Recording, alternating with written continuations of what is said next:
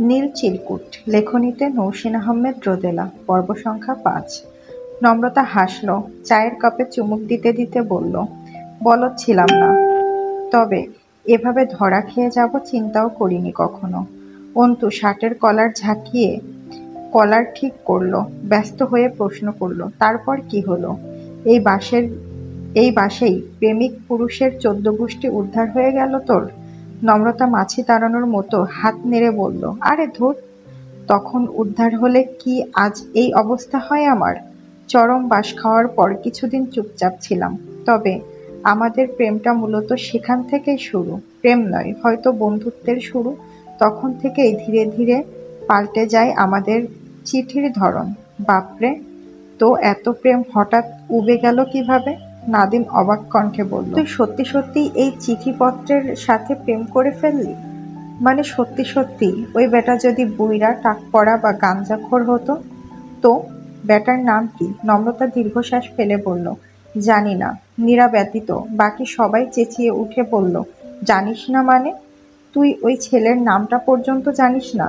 তোকে আমরা এতটা বলদও ভাবিনি। তোর মতো বুদ্ধিমতী মেয়ে এমন বলদামো কেমনে করলো? নম্রতা নিরাশ চোখে নিজের পায়ের দিকে তাকালো, ক্লান্ত গলায় বলল, কখনো জিজ্ঞেস করা হয়নি। দুজনের কেউই প্রয়োজন বোধ করিনি।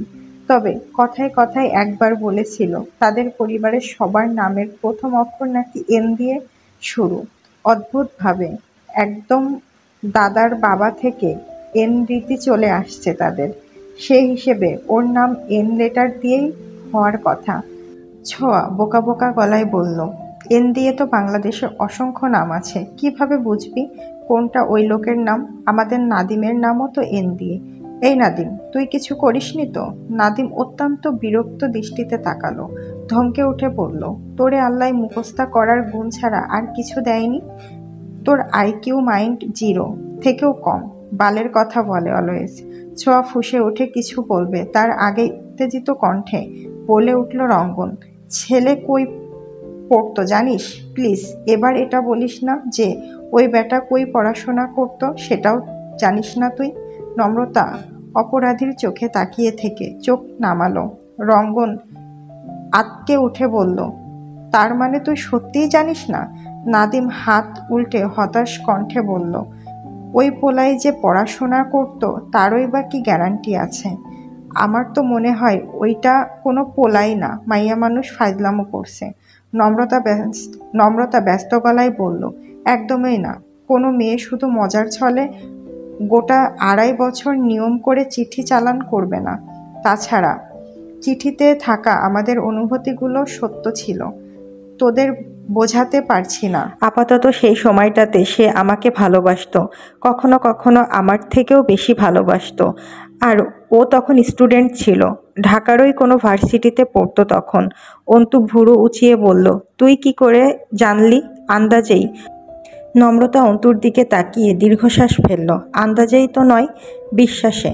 নম্রতার বিশ্বাস, চিঠিতে লেখা একটা কথাও সে মিথ্যা লেখেনি। সে মিথ্যা বলতেই জানে না। তখন বর্ষার মাঝামাঝি। নম্রতাদের চিঠি দেওয়া নেওয়া বিষয়টি তখন সপ্তাহে গড়িয়েছে, কখনো বা সপ্তাহে 2টো।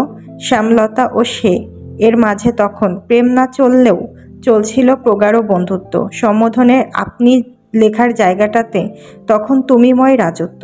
নম্রতা মাত্রই প্রি টেস্ট পরীক্ষা শেষ হয়েছে। বর্ষার ঝুম বৃষ্টিতে বাইরে যাওয়া বারণ। নম্রতারা তখন তাদের ধানমন্ডির নতুন বাড়িটিতে থাকে। শাহবাগ থেকে ধানমন্ডির দূরত্ব খুব বেশি না হলেও এই বৃষ্টি বর্ষাকালে অযথা জল কাদা এক করার কোনো কারণ নেই। অন্তত মায়ের চোখে তো নেই।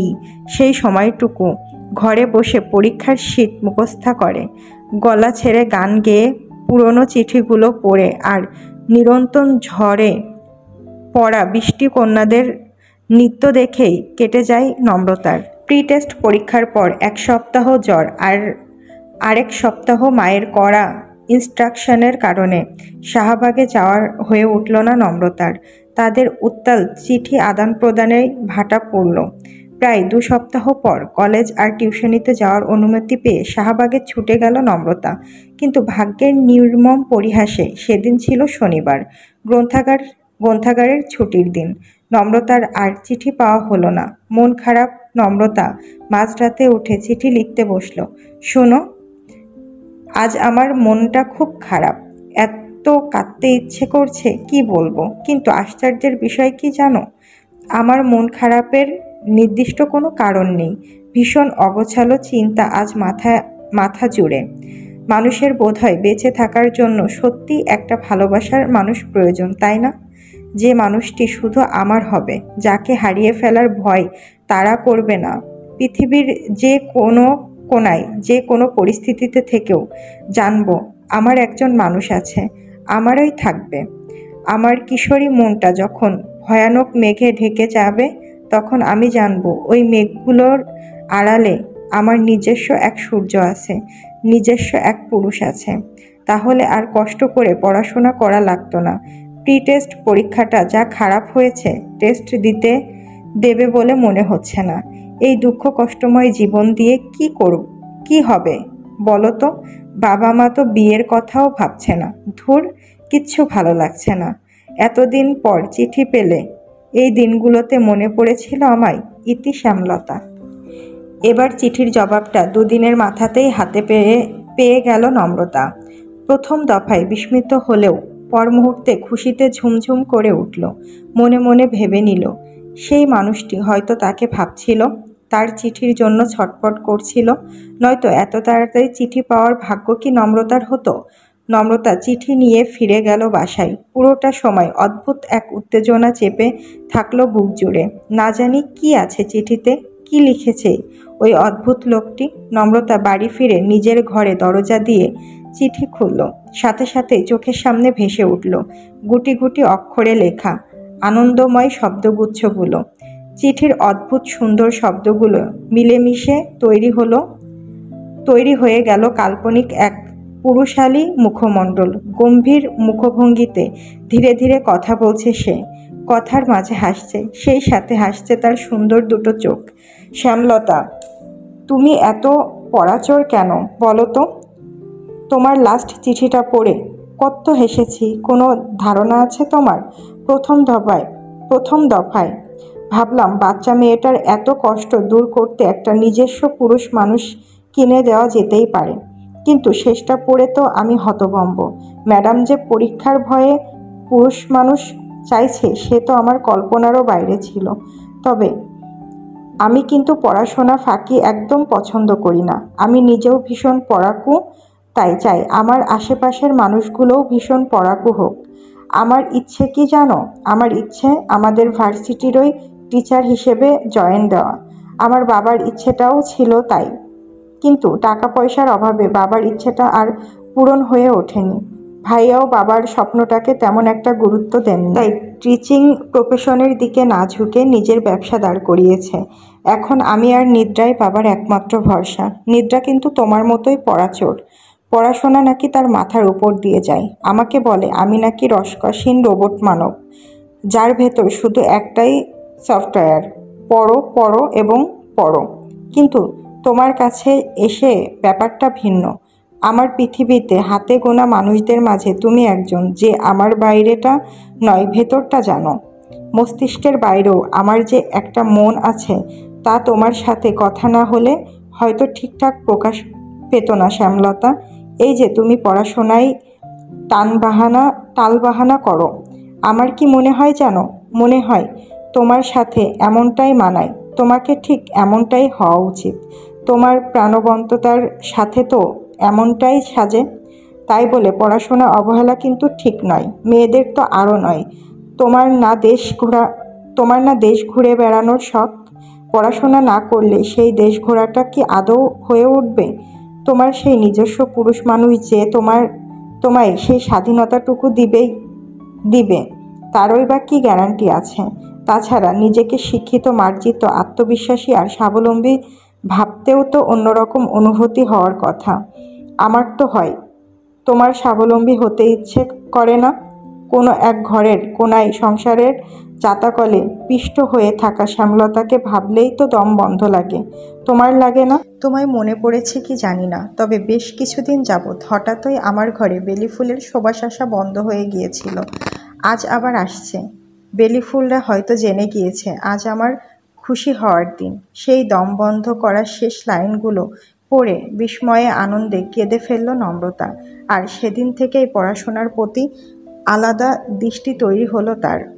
মাথায় খেলে গেল একটাই কথা, সত্যিই তো পড়াশোনা করে স্বাবলম্বী না হলে কি করে চলবে তার?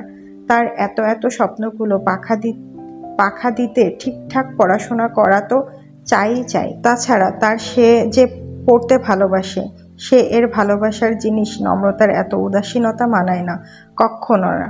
বাপরে, এদিক বিবেচনা করলে ওই বেটাকে একটা ধন্যবাদ দেওয়া যেতেই পারে। এক চিঠিতেই তোকে ঢাবির স্টুডেন্ট বানিয়ে ছেড়ে দিল। এটা একটা কাজের কাজ হয়েছে। বেটা হিপনোটিজম ভালো পারে। গুড। অন্তুর কথাই ঘোর কাটল নম্রতার। দীর্ঘশ্বাস ফেলে হাসার চেষ্টা করল। রঙ্গন হাতে থাকা কাগজের টুকরো দিয়ে বাতাস করতে করতে বলল, বেটা বলল যে ভার্সিটির টিচার হতে চাই, আর তুই মেনে নিলি? মিথ্যেও তো বলতে পারে না? নাদিম চিন্তিত কণ্ঠে বলল, পোলাই সত্যি বললেও এত অল্প ইনফরমেশনে কাউকে খুঁজে পাওয়া মুশকিল। পাবলিকে পড়তো নাকি প্রাইভেটে পড়তো সেটাও তো জানিস না। বাল, ঢাকাতেই তো কতগুলো ইউনিভার্সিটি। নম্রতা অবাক হয়ে বলল, মানে কি? তোরা কি ওকে খোঁজার পরিকল্পনা করছিস নাকি? নাদিম স্বাভাবিক কণ্ঠে বলল, তো খুঁজবো না? বেটায় আমাগো দোস্তে ছ্যাঁকা দিয়া ব্যাকা বানিয়ে দিয়ে গেল, আর আমরা চুপ থাকবো? আপাতত 10-12টা ঘুষি তো তার প্রাপ্য। নমু, তুই তাকে খোঁজার চেষ্টা করিসনি কখনো? কিভাবে খুঁজবো? কোথায় খুঁজবো? বুঝতেই পারিনি। নামটাও তো জানি না।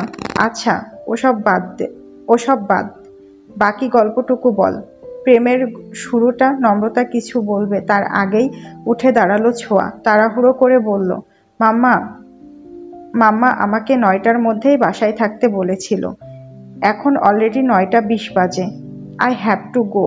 নাদিম খেকিয়ে উঠে বলল, তো যা না, তোরে এনে বসে থাকতে কইছে ক্যাডায়? সবসময় আজাইরা আলাপ বা? ছোঁয়া তেজ দেখিয়ে বলল, খবরদার বাকিটা উচ্চারণ করবি না। আর ক্যাডাই মানে কি? ভাষার কি ছিরি? তোর গার্লফ্রেন্ড তোকে সহ্য করে কিভাবে? বুঝি না আমি, 3rd ক্লাস কথাবার্তা। নাদিম গনিয়ে বলল, আল্লাহই দিলে মুখটা আমার পার্সোনাল। আমার মুখ দিয়া আমার যেমন মন চায় তেমন কথা কমু। তোর বাপের কি? শালা ইংরেজ কোথাকার। ছোঁয়া কিছু বলতে গিয়েও থেমে গেল। রঙ্গন শার্টটা টেনে টুনে ঠিক করে উঠে দাঁড়ালো। নম্রতাদের বন্ধু মহলে রঙ্গন সব থেকে সুদর্শন পুরুষ। গৌরবর্ণ, সুঠাম দেহ, মাথা ভর্তি কোঁকড়ানো চুল, খাড়া নাকের নিচে পাতলা কালচে ঠোঁট, মুখ ভর্তি ছোট্ট ছোট্ট দাড়ির মেলা। সনাতন ধর্মাবলম্বী রঙ্গনের সবচেয়ে সুন্দর দেখতে ওর চোখ। রঙ্গন ছাড়া গলায় বলল, চল তোরে রিকশা করে দিই। একা যেতে পারবি নাকি আমরা কেউ যাবো সাথে? ছোঁয়া দীর্ঘশ্বাস ফেলে বলল, পারবো। তুই সাথে গেলেই বরং অস্বস্তি ফিল করব। মেয়েদের চোখে তুই মানুষ না, মিষ্টির দোকান। হা করে তাকিয়ে থাকবে। বিরক্তিকর। রঙ্গন হাসল, আবারও বসে পড়ে বলল, তাহলে একাই যা।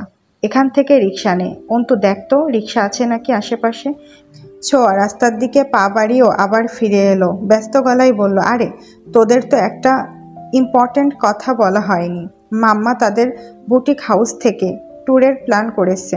দে আর গোয়িং টু কক্সবাজার। তোরা কি যেতে চাস? হোটেল রেন্ট আর যাতায়াত খরচ ফ্রি। নাদিম ভ্রু কুঁচকে বলল, সারাদিন মাম্মা মাম্মা করস কেন বাল? বাঙালি না তুই? খাঁটি বাঙালিদের কখনো ম্যামা করতে শুনেছিস? খুব তো ভাষা নিয়ে হাদিস মারো, আবার ম্যামা করো। আমার সামনে ম্যামা করতে এলে চট দিয়ে দাঁত ফেলে দেব। বাঙালি মাইয়া তুই, মায়েরে আম্মা ডাকবি, অল্টারনেটিভ হিসেবে মা ডাকবি। ম্যামা আর কি? ম্যামা আবার কি? আর আমরা কোনো এর সাথে পিকনিকে যাব না। ভাগ তুই। ছোঁয়া ফুঁসে উঠল। রঙ্গন শান্ত গলায় বলল, না রে ছোঁয়া, আন্টি আঙ্কেলের সাথে পিকনিকে জয়েন করাটা কেমন দেখায় না? ওদের সাথে থাকলে এনজয়ও করতে পারবো না ঠিকঠাক। গার্ডিয়ানরা সুযোগ পেলেই তো 1-2 এর বাচ্চাদের মতো ট্রিট করে। কি লাভ শুধু শুধু সময় নষ্ট করে? কিন্তু আব্বু আর মাম্মা কেউই তো যাচ্ছে না আমাদের সাথে। আমি শুধু আমাদের কথা বলছি। আমরা 6 জন। অন্তুর চোখ দুটো উত্তেজনায় ধপ করে উঠল। উৎসাহ নিয়ে বলল, মারা যাবে না কেন? মামামদের প্ল্যানটা লাস্ট মোমেন্টে এসে ওয়ার্ক করেনি। হোটেল গাড়ি সব বুক করা হয়ে গিয়েছে, আগামীকালেরই প্ল্যান। কিন্তু আজ হঠাৎ একটা কাজ পড়ে গিয়েছে, বুকিং ক্যান্সেলও করা যাচ্ছে না। আর করলেও মামা আমার এবং আমার বন্ধুদের জন্য অফারটা ছেড়ে দিচ্ছেন। তোরা তোরা রাজি? নাদিম, অন্তু, রঙ্গন চেঁচিয়ে উঠে বলল, অবভিয়াসলি। নীরা বিরস মুখে বলল, বাসায় শুনলে কেলাবে, সম্ভব না, তোরা যা। নম্রতা সায় দিয়ে বলল, আমার বাসাতেও মানবে না বোধহয়। কতদিনের ট্রিপ? 3 দিন। অন্তু মুখ ভার করে বলল, এটা কোনো কথা? গেলে 6 জনই যাব, নয়তো একজনও নয়। রঙ্গন কুটিল হেসে বলল, সব্বাই যাচ্ছি, কাল সকাল 7টায় দেখা হচ্ছে। এখন সবাই হলে গিয়ে ঘুমা। নীরা আঁতকে উঠে বলল, আম্মু আমায় মেরে ফেলবে। তোরা যা প্লিজ, আমি যাব না। নম্রতা বিড়বিড় করে বলল, আমারও মন ভালো নেই, আর আব্বু বোধহয় মানবে না। নাদিম গিটার হাতে উঠে দাঁড়িয়ে বলল, ধুর, বাসায় জানলে তো কাহিনী ঘটবে, জানাবি না ব্যাস। নীরা নম্রতার চোখ বড় বড় করে বলল, কি বলছিস? রঙ্গন তুড়ি বাজিয়ে বলল, সুন্দর আইডিয়া। তোদের বাপ মা তো আর হলে এসে খোঁজ নিবে না, ফোনই করবে, আর ফোন তো তোদের কাছেই থাকবে। 3 দিনেরই ব্যাপার, বাকিটা আমরা সামলে নিব, রিল্যাক্স। নীরা ভীত চোখে তাকালো। নাদিম নীরার মাথায় চাটি মেরে বলল, ভয় পাস না ভতি, ডর বাদুইরা কোথাকার, আমরা তো আছি, সামলাই নিমু। কিন্তু তোগো ছাড়া যাইতাম না। নম্রতা দীর্ঘশ্বাস ফেলে রাজি হলো। ওদের দুইজনের জন্য সবার আনন্দ নষ্ট করার কোনো মানে নেই। তাছাড়া এই ইট পাথরের শহর থেকে দূরে গিয়ে কষ্টের ভার যদি একটু লাঘব হয়, তাহলে ক্ষতি কি? আলোচনা শেষে রঙ্গু আর নাদিম নম্রতার নীরাকে হলে পৌঁছে দেওয়ার জন্য রওনা হলো। অন্তু ক্যাম্পাসের বাইরে থাকে বিধায় ছোঁয়াকে বাসায় পৌঁছে দেওয়ার দায়িত্ব পড়ল অন্তুর ঘাড়ে। বন্ধুদের চেষ্টায় ক্ষণিকের জন্য অপরিচিত সেকে ভুলে গেল নম্রতা। কিছুক্ষণের জন্য বুক ভরে শ্বাস নিল, নতুন করে ভাবার চেষ্টা করল, কিন্তু নিয়তি কি আদৌ তাই চায়?